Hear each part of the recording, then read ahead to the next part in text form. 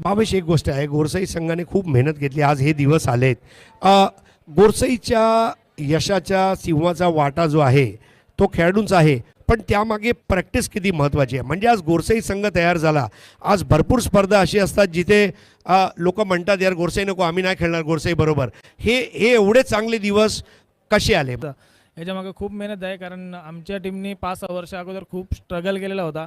कारण आम्हाला त्या टायमामध्ये आम्हाला बोलायचे का तुमचे म्हणजे ते एक पट्ट्यात बोलतात ना का ते तुम्ही तुमच्या अंबाडी पट्ट्यात जिंकता.